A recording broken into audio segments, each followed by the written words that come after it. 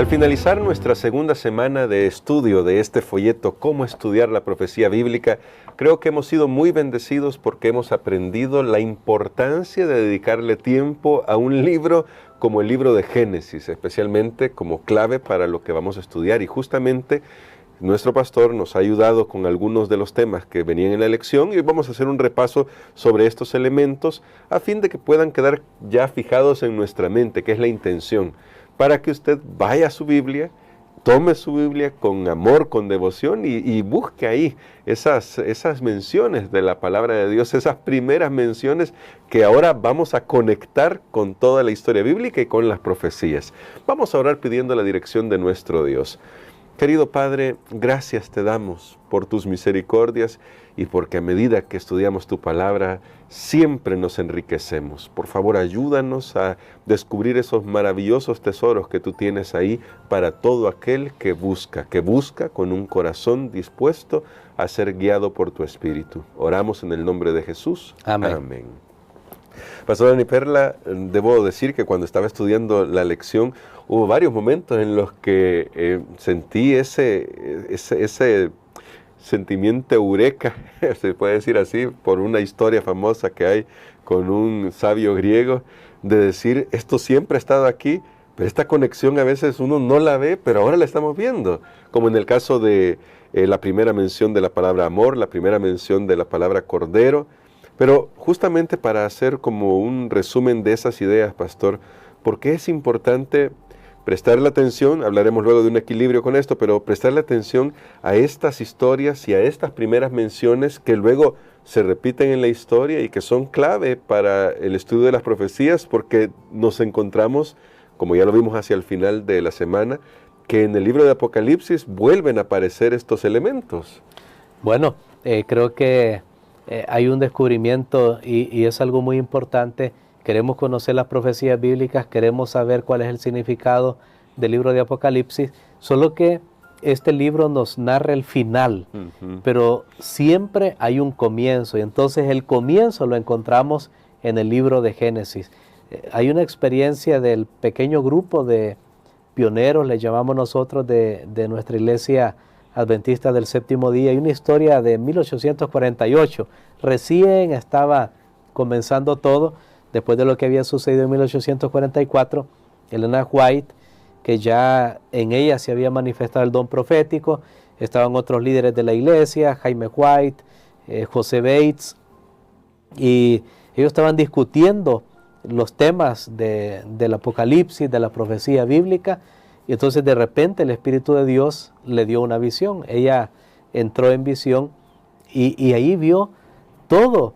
Dios le mostró la caída del hombre, el sacrificio que se hizo para salvar al ser humano. Cuando la serpiente susurraba a Eva, ella vio todo eso en visión. Debe ser algo increíble, ¿verdad? Poder ver eso. Y luego ella vio el sacrificio de Jesús en la cruz del Calvario. Entonces ella comprendió muy bien y exclamó, porque estaban pensando, bueno, ¿qué significa todo esto de la profecía bíblica? Y entonces ella exclamó, el Apocalipsis termina lo que el Génesis comienza. Entonces ahí está la conexión. No podemos hacer a un lado la Biblia, porque en el libro de Génesis se pone el fundamento para todo. Y como usted menciona, esta semana tuvimos, por ejemplo, una historia de tantas historias que hay en el libro de Génesis. Sí. La historia de Abraham y su hijo Isaac, a quien Dios le había pedido que lo pusiera en holocausto, en sacrificio. Y vemos cómo Dios reservó en la escritura de este libro la palabra amor hasta esta historia, porque precisamente más adelante también, bueno, de hecho el monte Moria está localizado ahí, lo que iba a ser más tarde Jerusalén, ahí en esos montes, y años más tarde vendría también otro hijo a ser sacrificado, solo que aquí no hubo sustituto, porque era el sacrificio de Jesús en favor de nosotros, que si Él hubiera rehuido de ese sacrificio, nosotros no tenemos esperanza.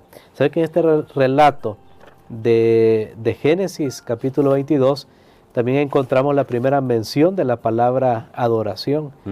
Cuando Abraham le dice a los siervos, nosotros vamos y adoraremos allí. Y note que todo está conectado con el sacrificio, con el dar desinteresadamente.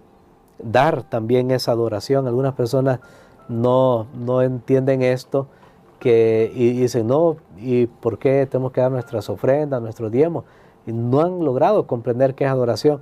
Más bien en esta historia, también estudiándola, nos damos cuenta que Abraham había dejado el animal que llevaba la leña y todo eso, el burro, el asno que llevaba esta cosa, los dejó con los criados para que se quedaran cuidando mientras ellos iban allá a adorar.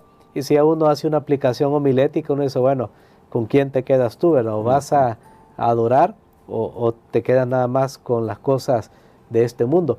Pero el punto, hermano Gerson, es que nuevamente, recuerden cuál es el concepto.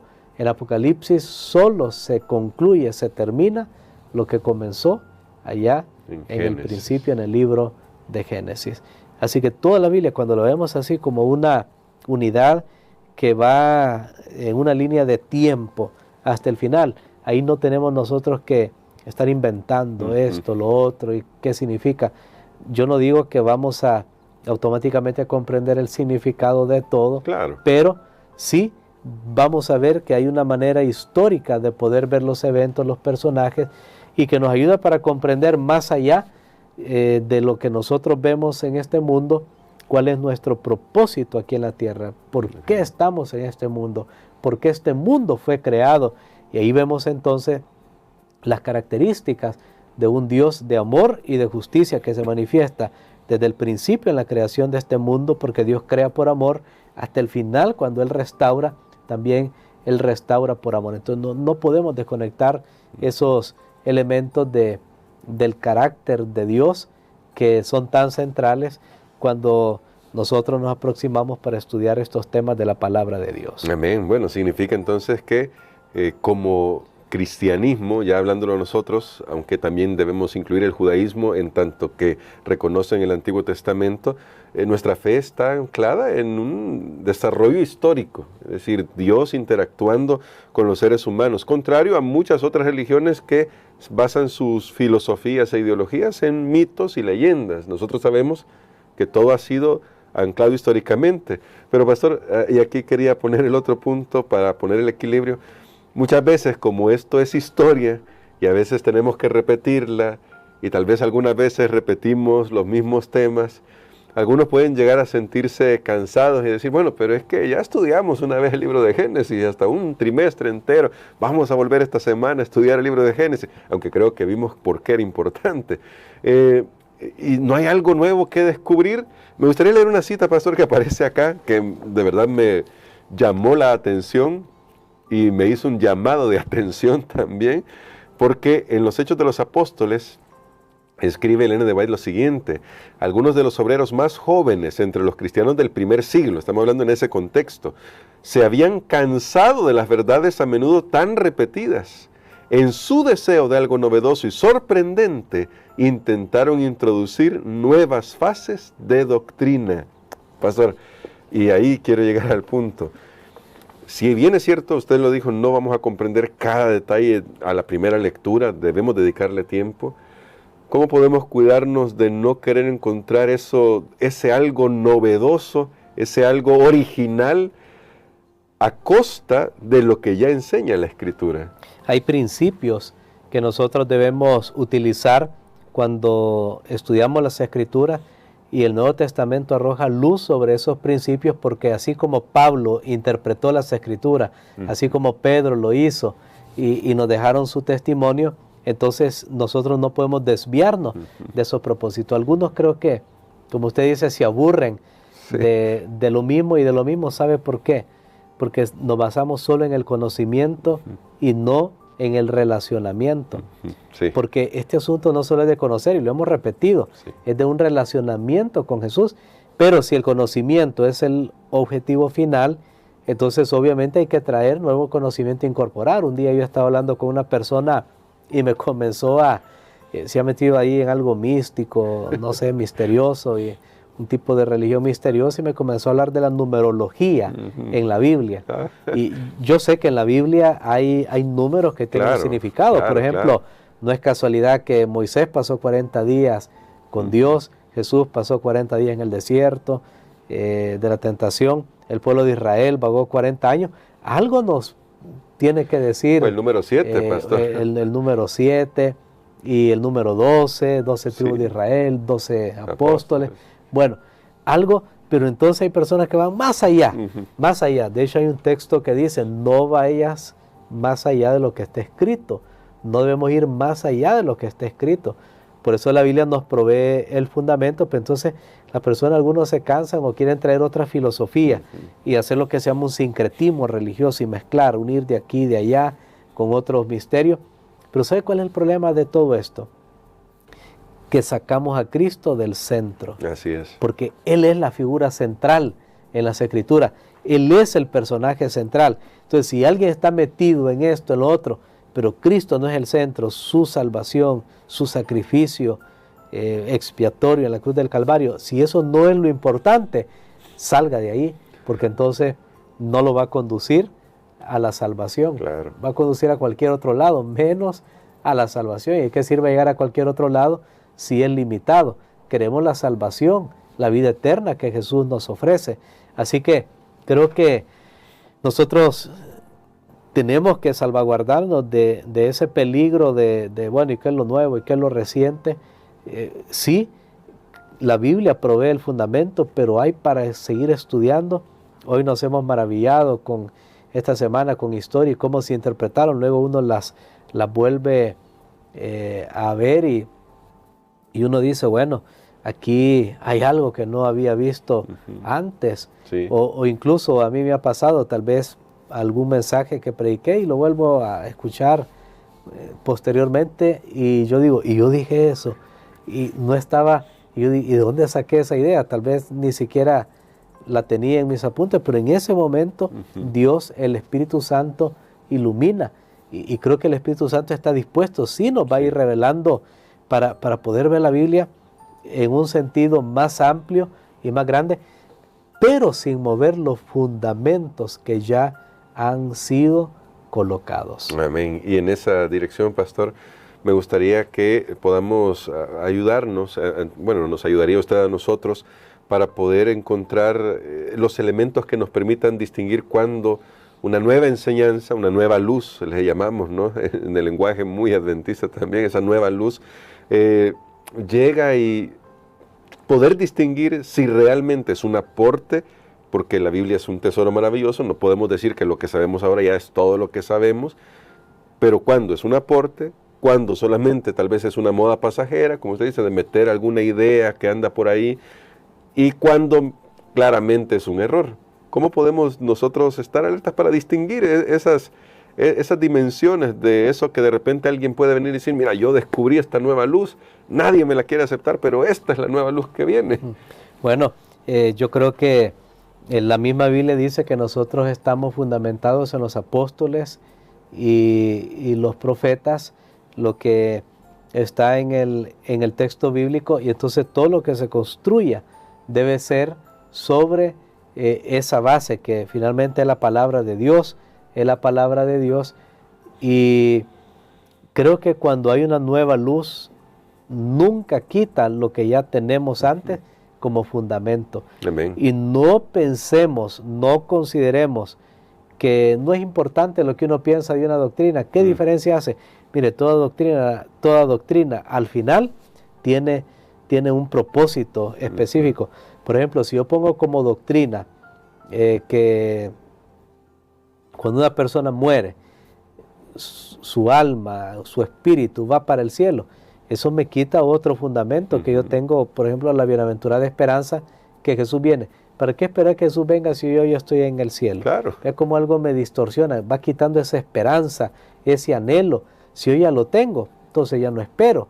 Por eso la Biblia le llama a la venida de Cristo la bienaventurada esperanza, porque es algo que no tenemos ahora, pero lo vamos a tener si nos da la confianza.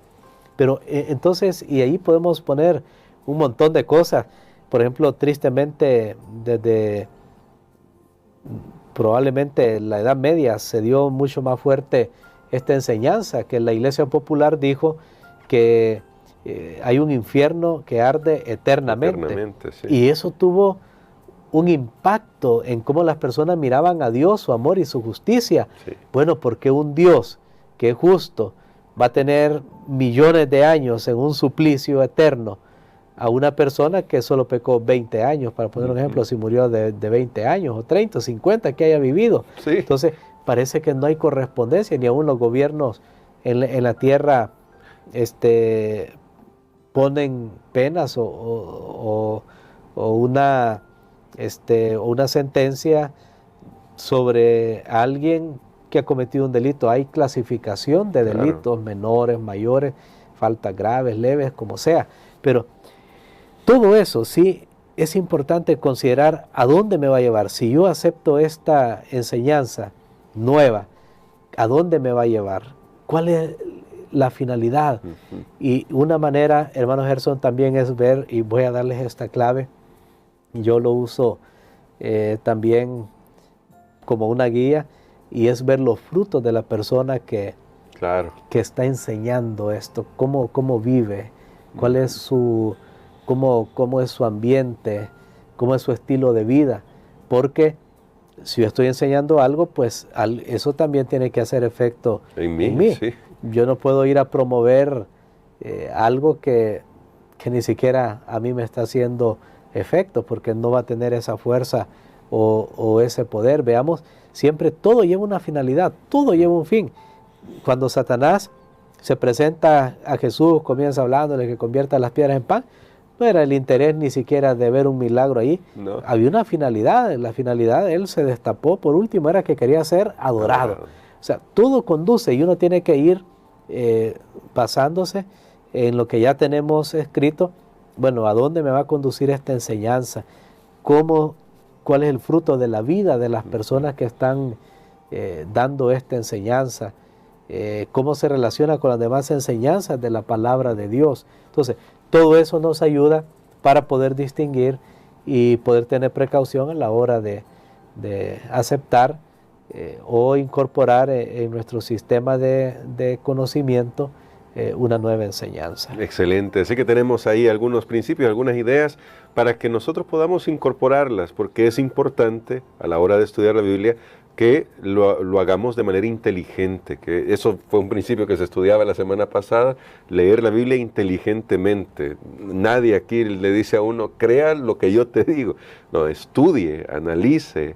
Y, pastor, para terminar, esta semana, pues entre los varios temas que se estudiaron, se habló sobre la primera vez que se menciona la muerte, y se habló sobre el Señor Jesús como nuestro sustituto, como el Cordero, y luego como aquel que tiene las llaves de la muerte. Y me gustaría terminar con esa idea, y es el hecho de que, ya que estamos en la etapa final del conflicto, con cuánta seguridad podemos vivir cada día, sabiendo que pase lo que pase, si estamos en las manos de Dios, estamos seguros porque Él es nuestro sustituto y además Él ya garantizó la victoria sobre la muerte. Amén.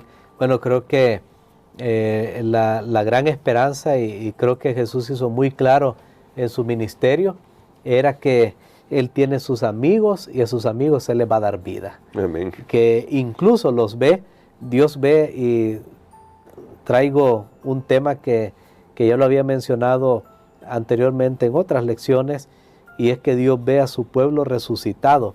Para Dios la muerte no es un problema.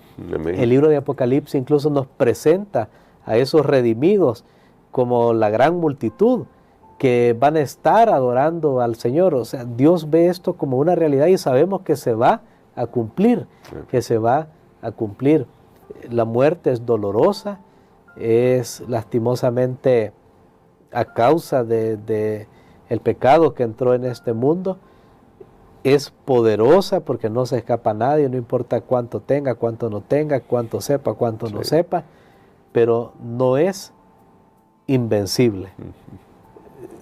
Ha sido derrotada. Amén. Ha sido vencida con Jesús cuando Él murió y resucitó. Su tumba permanece vacía porque Él ahora vive por los siglos de los siglos. Ya la muerte no tiene más efecto sobre él. Y entonces Él nos provee esa vía de escape. Es como que haya personas que digamos, están en un edificio y de repente hay un incendio y la gente no sabe para dónde ir, y de repente se presenta alguien y dice, síganme, porque él conoce todos los pasadizos y conoce las gradas y todas las puertas a dónde evacuar. Esa persona ha salvado a los demás porque le dicen, sígame. ¿Sabe que Jesús nos dice, sígame? Aún el seguir a Jesús puede pasar por el valle de sombra de muerte, pero sabemos que hay una salida. Esa es la esperanza que nos ofrece Cristo Jesús. Sigámoslo a Él. Si lo seguimos a Él, sí, vamos a pasar por el Getsemaní, vamos a pasar por el Calvario, vamos a pasar por la tumba si Cristo no viene antes, pero entonces vamos a ir después a lo que viene, a una nueva vida, una vida eterna con Cristo Jesús. Amén. Esa es la maravillosa promesa, esa es la ventaja, la bendición de seguir a Cristo Jesús. Y aquí dejo al final un principio que lo acabo de recordar en este momento y lo voy a compartir ahora, es que todo lo que sucedió en la vida de Jesús y todo lo que Jesús vivió, nosotros podemos vivirlo con seguridad, sin temor a ningún reproche. Amén. Voy a explicar un poquito más esto, así rápido. Todo lo que Jesús vivió, actuó, hizo, nosotros también somos llamados para hacerlo, y la mejor manera de estar seguro que yo estoy haciendo algo que está apegado a la palabra es hacer lo que Jesús hizo. Amén. Así de claro.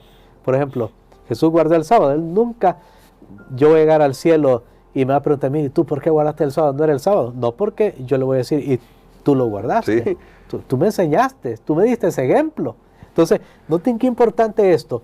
Sí. Todo lo que Jesús hizo, si nosotros lo hacemos, estamos seguros. Si comenzamos a hacer cosas que Jesús no hizo, ahí es donde está nuestro problema. Entonces, dejo este principio, sigamos a Jesús, y si seguimos a Jesús, vamos a pasar por diferentes caminos, aún el camino del dolor, del sufrimiento, de la humillación, porque Filipenses 2 dice eso, Jesús se humilló, pero luego fue exaltado hasta lo sumo. Entonces, esa sigue siendo nuestra esperanza. Recuerden, no saquemos a Jesús nunca del medio. Él es el alfa y el omega, Él es el principio y el fin. Y si hemos estado estudiando que el Génesis es el principio y Apocalipsis es el final, estamos diciendo entonces que Jesús nos acompaña desde el principio hasta el final. Y queremos que ore por eso, por nosotros, pastor, para que podamos vivir de esa manera. Amén. Padre, gracias te damos, Señor, porque nuevamente tú nos permites estudiar estas verdades maravillosas de tu palabra y tener la seguridad de que tú, Señor, estás al control. Permítenos colocar a Jesús como el centro de nuestra vida. Permítenos tener una relación con Él, imitarlo, seguirlo, para que estemos seguros, Señor. Padre, ayúdanos, porque sabemos que luchamos no contra carne ni sangre, sino que hay fuerzas que están en los cielos, en las regiones celestes, que son mucho más poderosas que nosotros, pero no más poderosas que tú. Amén. Permítenos, Señor, hacer de ti nuestra victoria, en el nombre de Jesús. Amén. Amén.